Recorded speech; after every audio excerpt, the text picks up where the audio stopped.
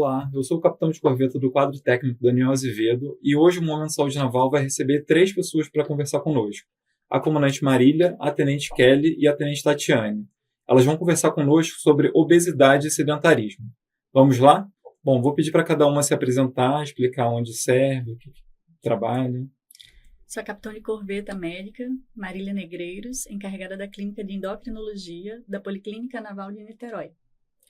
Eu sou a primeiro-tenente RM2 do quadro técnico, Tatiane Vieira, sirvo no Cefam e sou encarregada da seção PROA-TFM, que é um programa de orientação e apoio ao TFM e às organizações militares.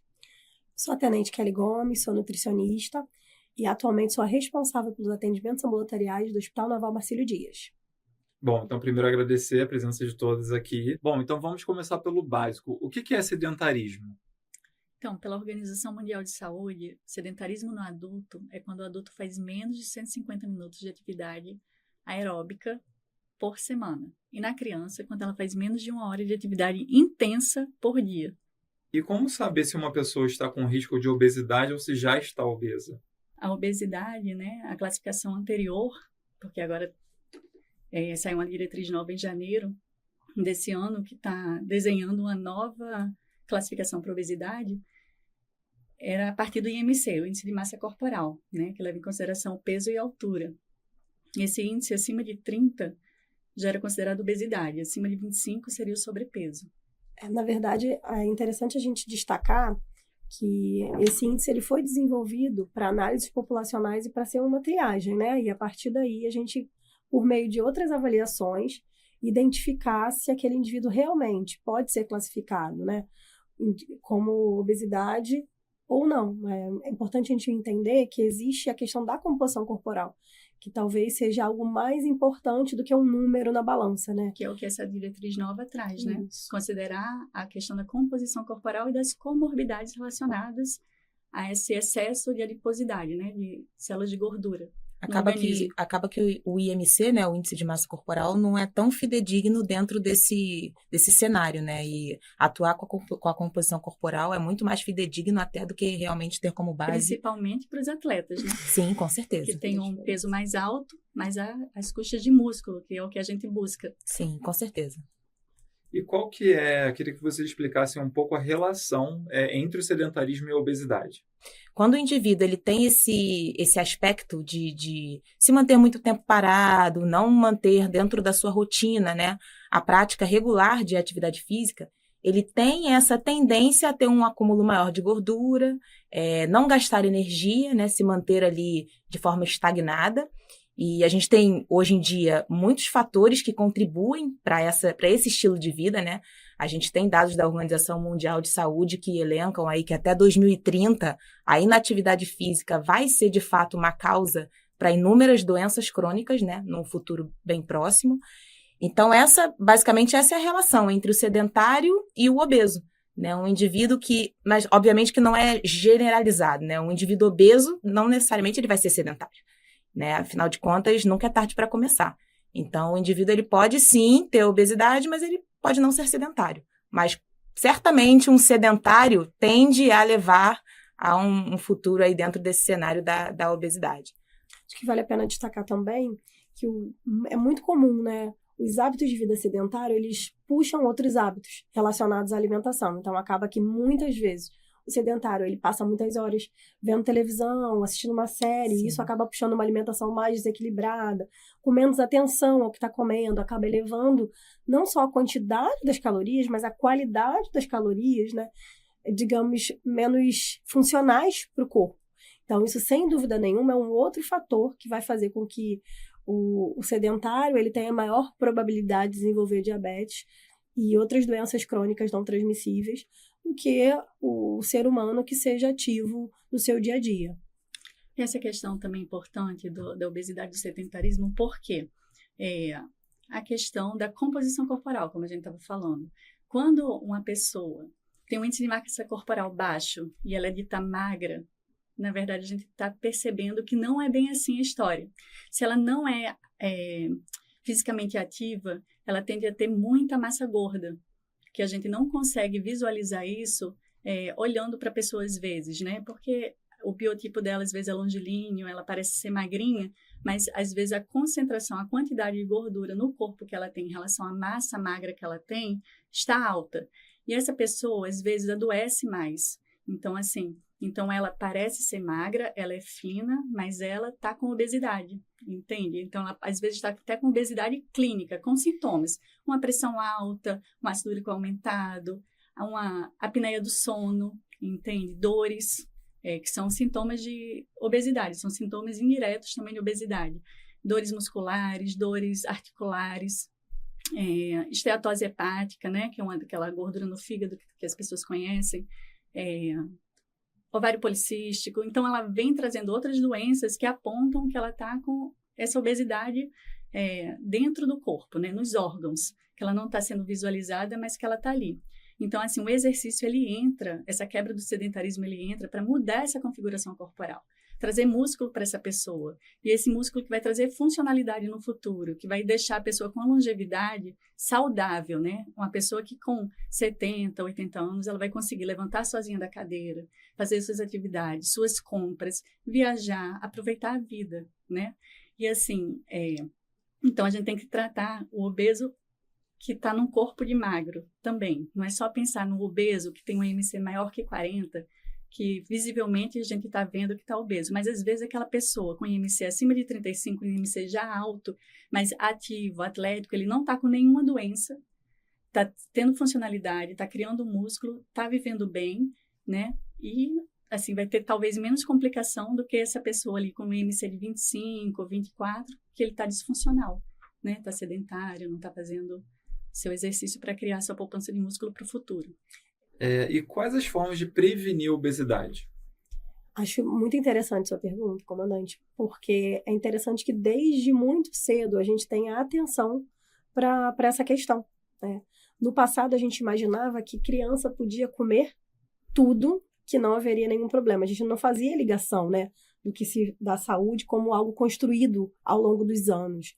Então é importante que desde que o bebê esteja na barriga, a gente tenha essa preocupação, esse cuidado com a alimentação dessa gestante, com a introdução alimentar, a questão também, quando a criança vai para a escola, valorizar a educação física, porque, infelizmente, em muitos espaços, a educação física não é uma prioridade para aquelas crianças, né?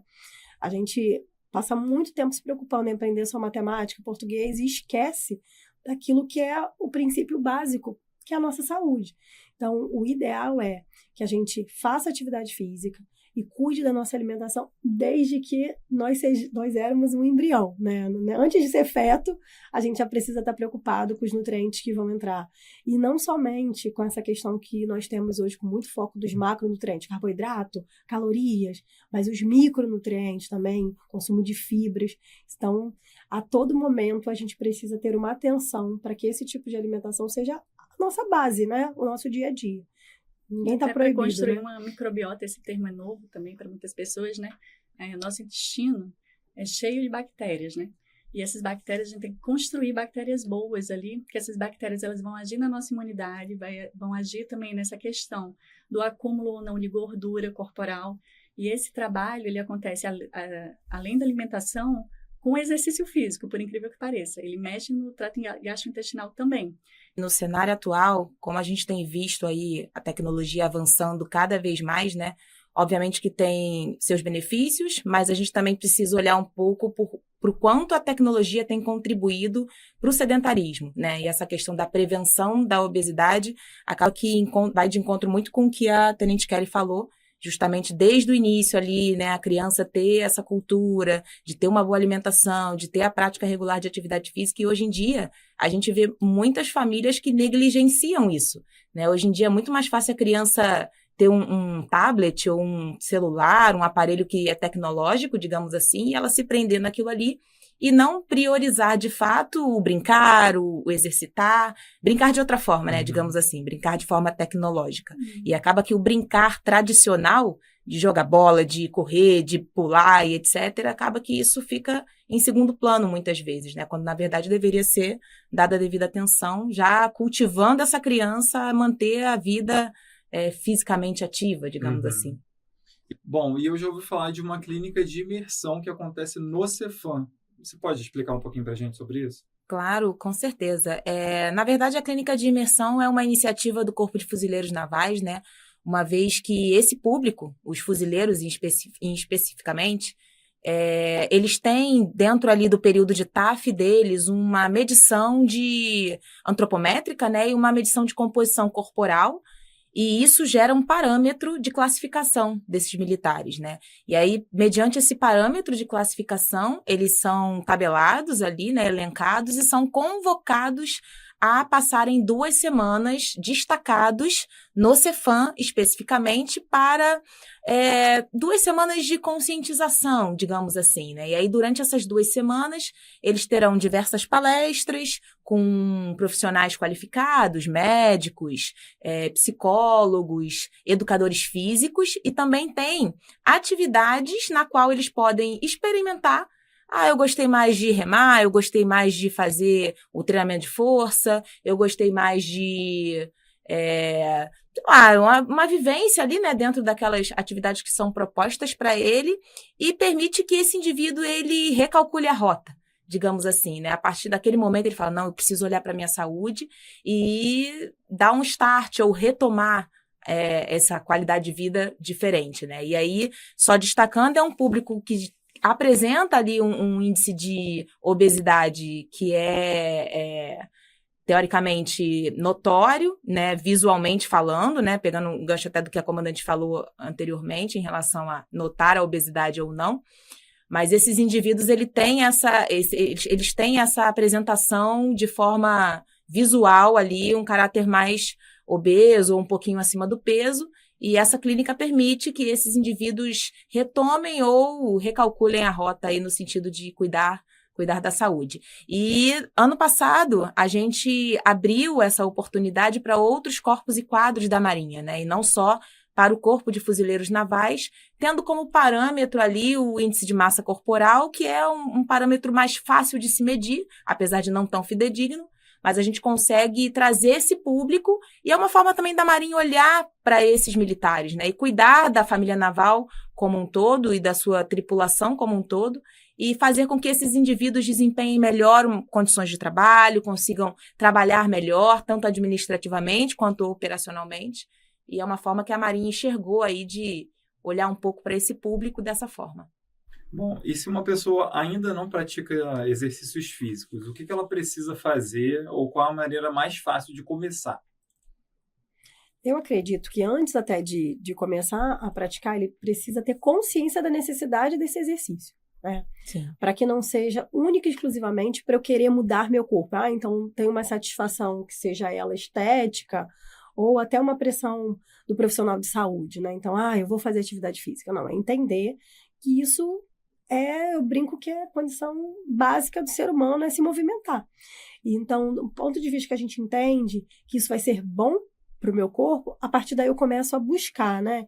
Então, é importante, para muitas vezes, a gente fazer um acompanhamento médico, entender como é que está aquele corpo para saber a intensidade do exercício que eu vou tolerar, observar a minha rotina para saber se esse exercício cabe, né? Se eu pego muitas horas de trânsito, se meu dia é muito complexo, não faz sentido eu planejar que eu vou fazer um treino de 42 quilômetros, porque aquilo não vai caber.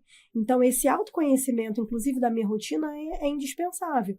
E a partir daí buscar algo, se possível, que dê prazer, né? Porque às vezes, num primeiro momento, nada vai dar prazer, né?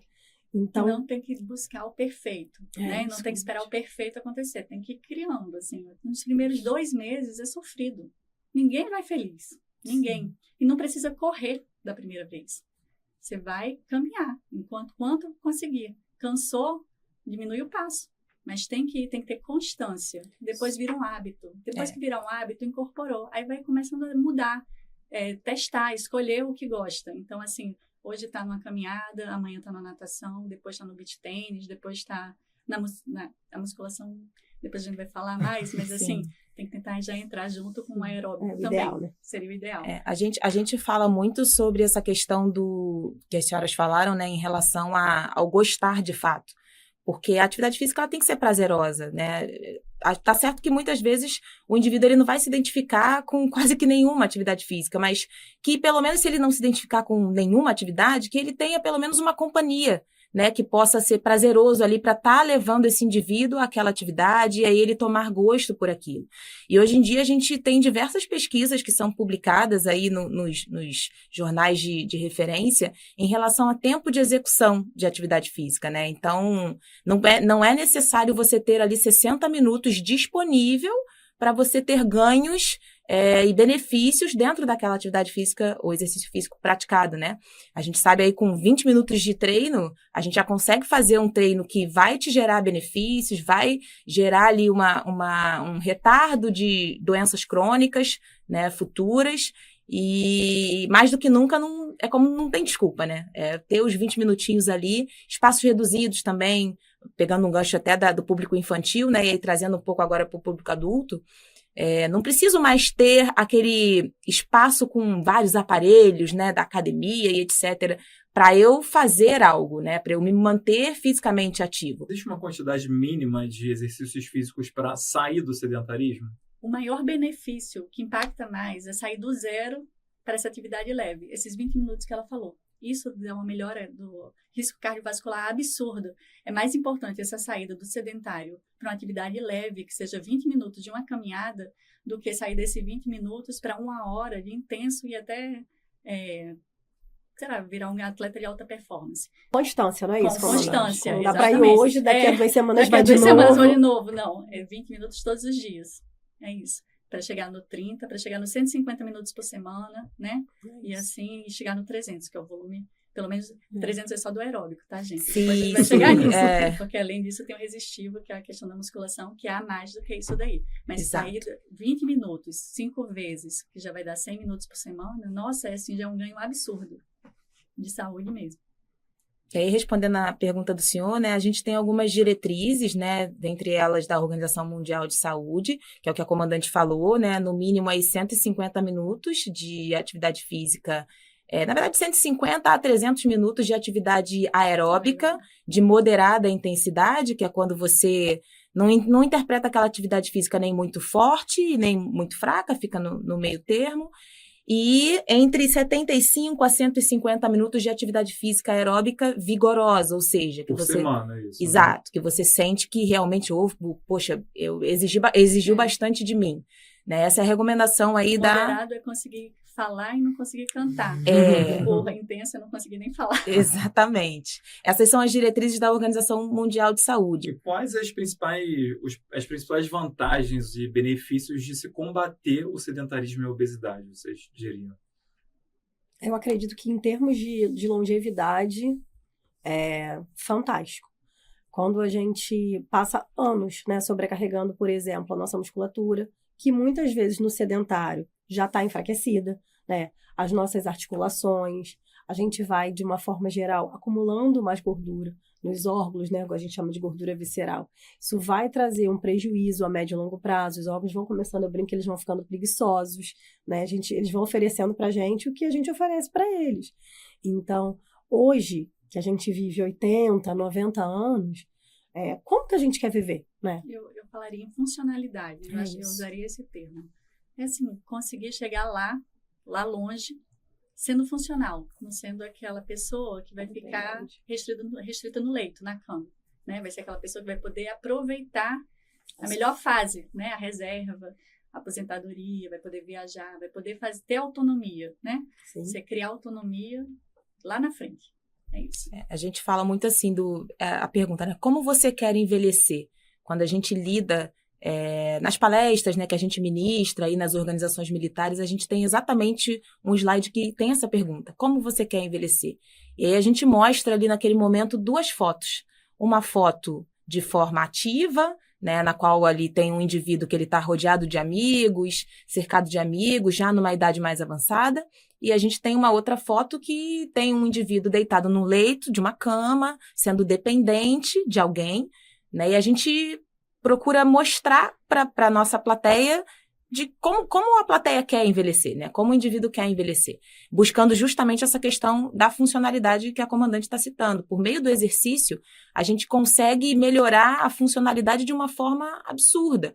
exercícios funcionais mesmo, que são básicos, sentar e levantar, pegar um objeto no alto de um armário, retirar um peso do chão, buscar a sacola do mercado, fazer a transição ali. Fui ao mercado, comprei meus itens e aí eu vou para casa. E eu preciso levar aquele peso até em casa, caminhando no mercado. E quanto à alimentação, vocês diriam que tem alguma orientação sobre o que comer para criar músculo, por exemplo? E por que a gente precisa desenvolver os músculos?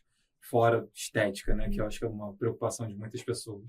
Muito bom também poder falar sobre isso, porque a gente está num momento que se autovaloriza a proteína, né? Então, se fala muito de proteína, e a gente vê dois grupos. Um grupo que realmente consome um valor até desnecessário, exagerado, e outro grupo que tem um consumo muito abaixo. Só que a proteína sozinha, né, que a gente, em termos de alimentação, está presente basicamente, né, nos produtos de origem animal, carne, frango, peixe, ovos, leites e derivados e nas leguminosas. Mas, para além dessa questão das proteínas, a gente precisa ter os micronutrientes entrando no nosso corpo. Então, estou falando de vitaminas e minerais. Para que aquela proteína que eu coma, né, seja absorvida, incorporada nos meus músculos, eu preciso que minerais como zinco, ferro, cobre, selênio, sódio, potássio estejam em níveis ok. Se não tiver, aquela proteína que eu consumir não vai gerar o efeito que a gente deseja, que é justamente, né, de aumentar a massa magra, e outro né? macronutriente importante é o carboidrato, para a formação do músculo. E todo mundo acha que é o vilão. Não dá para criar músculo sem carboidrato. Não tem como, é impossível. É uma dinâmica isso daí. Então, tem que saber usar o carboidrato certo, que é de boa qualidade. No momento certo. No momento certo, né? Quem tem restrição de carboidrato, aquele paciente que já está adoecido, né? Que tem problema de intolerância à glicose ou diabetes, também cabe o carboidrato para ele, na forma correta, na hora correta, né? Exatamente. Então, assim, senão não tem construção muscular. Não é só proteína que forma músculo. Pegando um gancho que o senhor falou em relação a por que construir músculos, né? Como a Tenente Kelly falou, a questão é a longevidade. E aí eu cito em especial o público idoso, né? O idoso, ele precisa de força, ele precisa treinar força. Então, mais do que nunca, esse indivíduo, ele precisa ter um músculo forte para que ele possa desempenhar, voltando novamente na funcionalidade, as atividades funcionais do dia a dia dele.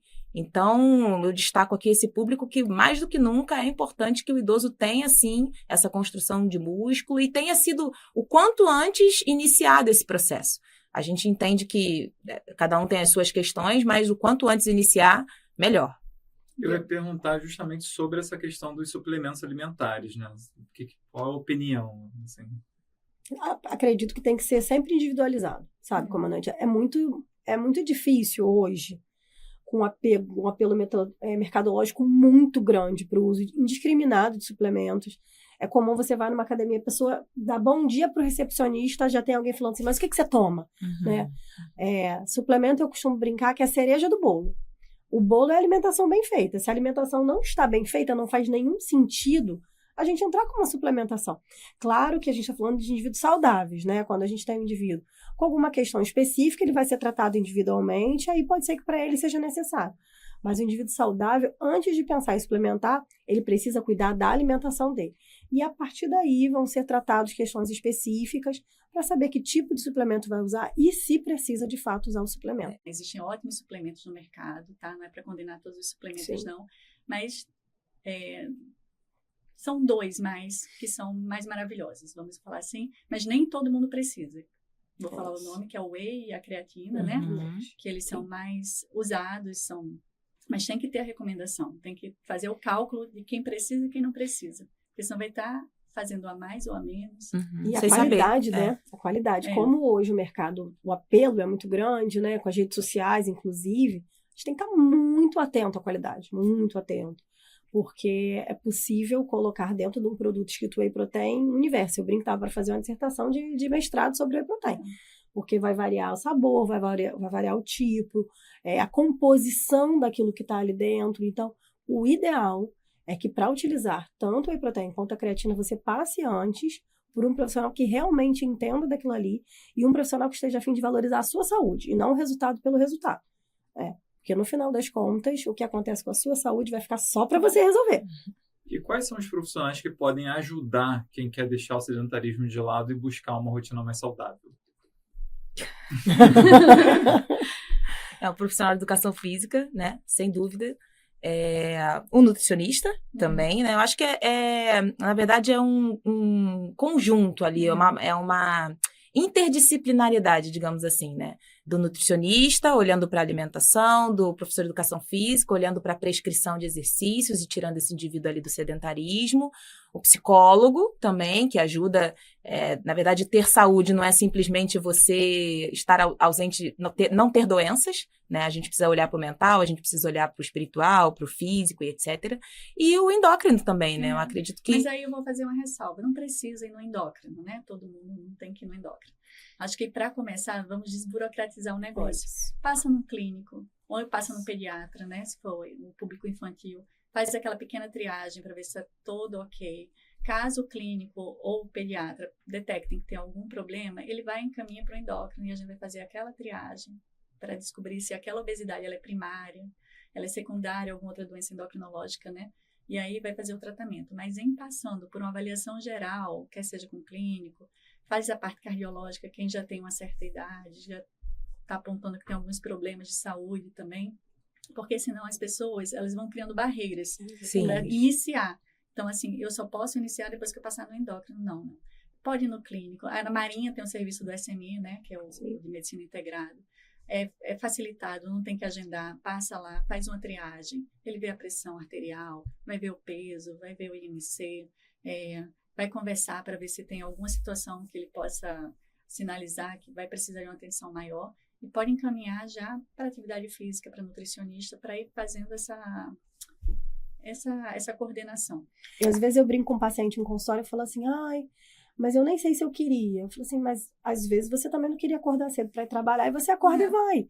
Então isso qual é a necessidade do meu corpo? É me movimentar.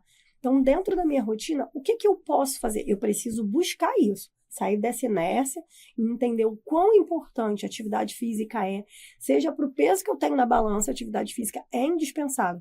A gente usa até para paciente tetraplégico, ele faz atividade física, né? Existem, não é isso, Tati? Sim. Então, não existe nenhum ser humano que não vai se beneficiar de algum tipo de atividade física. Eu até brinco, eu falo assim, quando a gente não escolhe o exercício físico, enquanto a gente tem funcionalidade, a gente só troca o profissional, a gente sai da educação física para o fisioterapeuta. Mas assim, em algum momento, o exercício vai bater na nossa porta. Sim. Pode ser com o educador físico, pode ser com o fisioterapeuta mais na frente. Então, assim, e é importante até eu destacar aqui que, assim, é de suma importância ter a orientação de um profissional de educação física, né? A gente, hoje em dia, a gente vê muita coisa doida nas redes sociais, na internet, em relação à prescrição de exercício. Então, para o indivíduo que vai começar, óbvio, ele tem que começar sim, e até que ele ache a orientação de um profissional, que ele inicie com uma caminhada, com uma subida de escada, ou alguma coisa que é realmente funcional, até que ele tenha a orientação de um profissional, né? Para que ele não venha a se machucar ou ter algo que possa comprometer a própria funcionalidade dele, o dia a dia, em função de não ter sido orientado por um profissional de educação física, de forma correta. Bom, a gente está chegando ao final. Eu queria perguntar se cada uma quer deixar um recado final para quem está nos assistindo. Eu acho que eu, enquanto profissional da área da educação física, eu recomendo, façam atividade física, procurem um profissional capacitado, qualificado, para poder instruir essa prática, e deixar o recado que nunca é tarde para começar. Muito pelo contrário, né? Eu acho que o momento de começar é o agora. Então, quanto antes, melhor. Eu acho que meu recado vai ser, dê o primeiro passo e tenha constância. Depois, as coisas se arrumam. Se eu pudesse dividir uma única coisa, gostem do processo. Né? Muitas vezes a gente foca só na chegada, né? Então, no caso que a gente está falando de emagrecimento, de atividade física, isso é um processo. Você se acostumar com a atividade física, você se acostumar com uma alimentação mais equilibrada, é um processo. Então, se a gente der um passo de cada vez e comemorar nossas vitórias, a gente vai chegar no topo da escada sorrindo e com as vitórias, digamos assim, embaixo do braço para comemorar. É bom criar metas, mas o processo ele importa mais. Bom, eu quero agradecer então ao apoio do CIASC por proporcionar aqui o estúdio, né, para a gente poder gravar esse episódio do videocast. Ao Cefam, pela parceria com Saúde Ativa, tem uma área lá no site Saúde Naval chamada Saúde Ativa. Se você que está nos assistindo ainda não conhece, passa lá no site, dá uma olhada, tem podcast, videocasts, textos, enfim. Comandante Marília, a Tenente Kelly e a Tenente Tatiana, muito obrigado pela participação valiosíssima das senhoras aqui conosco hoje, para falar, né, sobre esse papo cheio de assuntos interessantes. A gente poderia ficar o dia inteiro aqui conversando sobre isso, né, sobre obesidade, sedentarismo, atividade física, alimentação saudável, enfim.